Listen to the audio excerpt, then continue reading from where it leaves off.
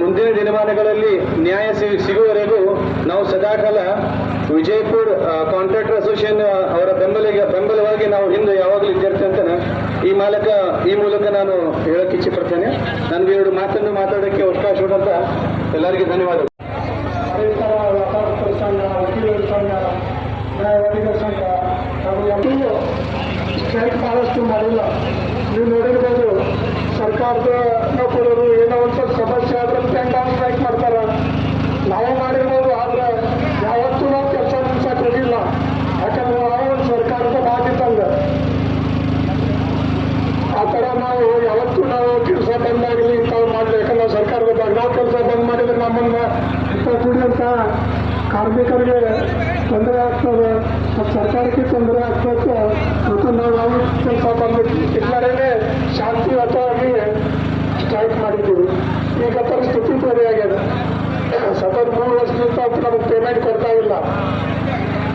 ಈಗ ನಾವು ನೆರೆದಿರುವಂಥ ಎಲ್ಲ ನಮ್ಮ ಗುತ್ತಿಗೆದಾರ ಬಂಧುಗಳೇ, ಕಾರ್ಮಿಕ ಬಂಧುಗಳೇ, ಸಿವಿಲ್ ಇಂಜಿನಿಯರ್ಸ್, ಆರ್ಕಿಟೆಕ್ಟ್ಸ್ಗಳೇ ಹಾಗೂ ವಿಜಯಪುರ ಜಿಲ್ಲಾ ನಾಗರಿಕರೇ, ಇವತ್ತು ಸಿದ್ದೇಶ್ವರ ಗುಡಿ ಎದುರಿಗೆ ಇಲ್ಲಿವರೆಗೂ ಮಂಗಲ ಕಾರ್ಯಕ್ಕೆ ನಾವೆಲ್ಲರೂ ಸೇರ್ತಿದ್ವಿ.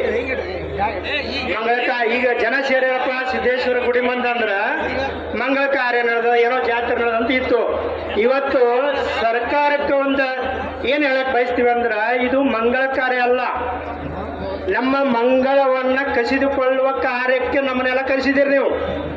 ಇಲ್ಲಿ ಸರ್ಕಾರಕ್ಕೆ ಒಂದು ನಾನು ಮಾಧ್ಯಮದವರ ಮುಖಾಂತರ ದಯವಿಟ್ಟು ಮಾಧ್ಯಮದವರಿಗೆ ಒಂದು ವಿನಂತಿ ಮಾಡ್ಕೊತೇನೆ.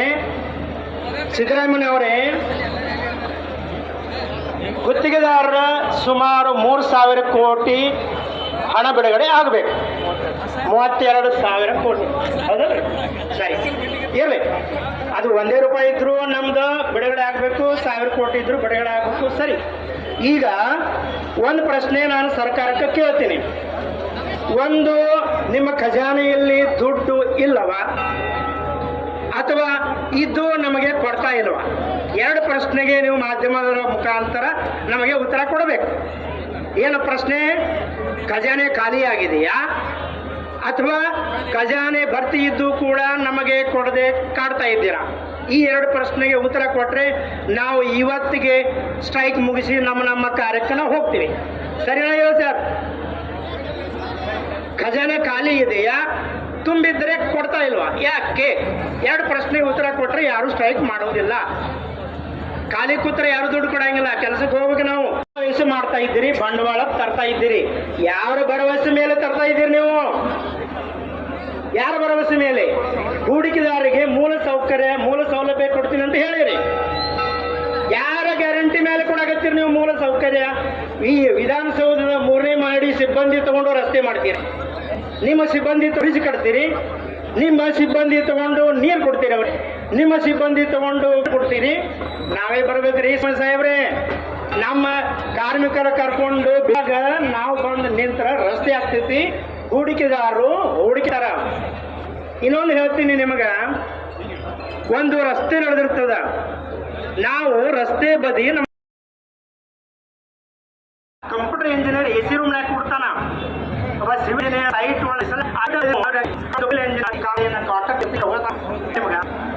ಎಲ್ಲಿವರೆಗೆ ಮಲಗ್ತೀರಿ? ಮಾಡಿದ್ರು ಕುರ್ಚಿಗ ಹೋಗ್ತದ. ಇಲ್ಲ, ಒಳ್ಳೆ ಕೆಲಸ ಮಾಡಿ ಹೋಗ್ರಿ. ನೆನಸ್ ಮಗ, ಕುರ್ಚಿ ಅಲ್ಲ ಕಾಯಂ ಇಟ್ಕೊಂಡು ನೀವು ದೈವಕಾಲ ಕಂಪ್ಯೂಟರ್ ನಿಮ್ಮ ಹಿಂದಿಂದ ಬರಲ್ಲ. ಕುರ್ಚಿ ಇರೋ ದೇವರು ನಿಮಗೆ ಸೌಭಾಗ್ಯ ಕೊಟ್ಟನು, ಹಚ್ಚಿದ ಉಪಯೋಗ ತಗೋರಿ. ಇರುತ್ತ 4 ವರ್ಷ ಮಾಡೋ ಜನ ನೆನೆಸ್ತಾರೆ ನಿಮಗ. ದಯವಿಟ್ಟು ಯಾವುದೇ ಮುಂದೆ ರಾತ್ರಿ ಯಾವುದೇ ಪ್ರಶ್ನೆಗಳು ಆಸೆ ನೋಡ್ಕೊಳ್ಳೋ ಜವಾಬ್ದಾರಿ ನಿಮ್ದದ. ಪ್ರತಿಭಟನೆ ಮಾಡೇ ಬಂದು ಏನದ್ರಿ ಎಲ್ಲಾನು ಸ್ವಾತಂತ್ರ್ಯ ಯಾಕೆ ಅವಾಗ ಸ್ವಾತಂತ್ರ್ಯ ಪ್ರತಿಭಟನೆ ಮಾಡಿದ್ವಿ. ಲಕ್ಷಾಂತರ ಕೋಟ್ಯಾಂತರ ಜನ ತ್ಯಾಗ ಮಾಡಿದ್ರು ಯಾಕೆ ಮಾಡಿದ್ರು? ಈಗ ಒಂದು ಕೆಲಸ ಮಾಡಿ ನಾವು ಬಿಲ್ ತಗೋಬೇಕಂತ ಪ್ರತಿಭಟನೆ ಮಾಡಿದ್ರು. ಎಲ್ಲ ಕೆಲಸ ಬಿಟ್ಟು ಬಂದು ದಿನದ ನಿಕಮ್ಮ ಬಿಟ್ಟು ನೋಡ್ರಿ, 1 ದಿನದ ನಿಕಮ್ಮ ಬಿಟ್ಟು ನೋಡ್ರಿ. 3 ವರ್ಷಗಟ್ಟಲೆ ಬಾಕಿ ಇಟ್ಕೊಂಡು ಕಾರ್ಮಿಕರಿಗೆ ಹೇಳ್ತಾ ರಸ್ತೆ ನೋಡ್ತೀವಿ. ಯಾರು ಎದರಿ ಕಡಿ ಅವರು ಉಸುಕು ಅವ್ರು ಉದುರಿ ಕೊಡ್ತಾರ. ಎಷ್ಟು ಕೊಡ್ತಾರ? ಪ್ರಿಂಟ್ ಮಾಡೋ ಮಷೀನ್ ಒಂದು ಕೊಟ್ಬಿಟ್ರೆ ನಮ್ಮ ಜಿಲ್ಲಾಕ್ಕೆ ಒಂದು ಸುಮ್ಮನೆ ನಾವು ಪ್ರಿಂಟ್ ಮಾಡ್ಬೋದು ಎಲ್ಲರೂ ಕೊಟ್ಬಿಡ್ತೀವಿ. ಶಬ್ದ ಬರ್ತಾನೆ, ಮೈಂಡ್ ಬ್ಲಾಕ್ ಆಗಿಬಿಡ್ತೀವಿ ನಿಮ್ಮನ್ನೆಲ್ಲ ನೋಡಿ.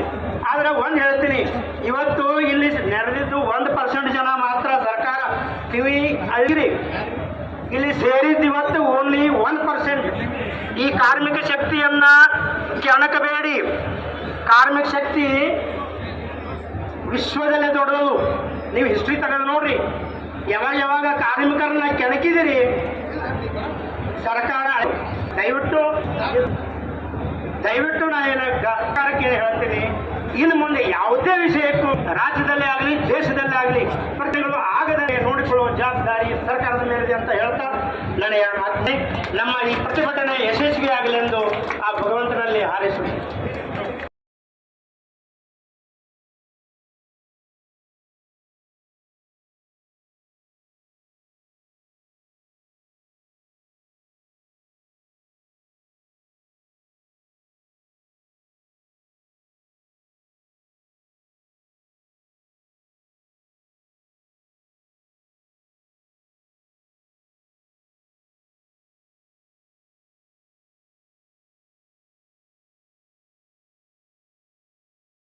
ಸೈಕ್ಲಿಸ್ಟ್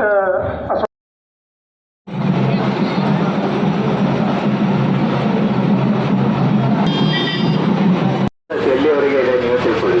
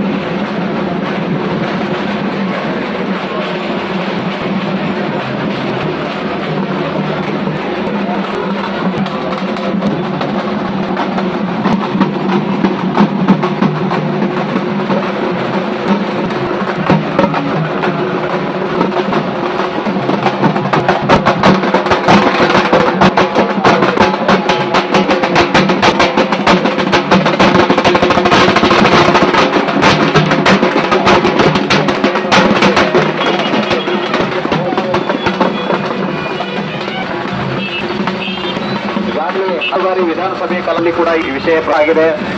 ಗುತ್ತಿಗೆದ ಸಂಘಗಳ ಮೂಲಕದಲ್ಲಿ ಆಗಲಿ ಈಗ ನಿಲ್ಲಿಸಲಾಗಿದೆ. ಆದರೆ ಯಾವುದೇ ಈಗಿಲ್ಲ. ಸರ್ಕಾರ ಯಾವುದೇ ಕ್ರಮ ತಗೊಂಡು ಗುತ್ತಿಗೆದಾರನ್ನ ನಿರ್ಲಕ್ಷ್ಯ ಮಾಡ್ತಾ ಇದೆ. ಅದು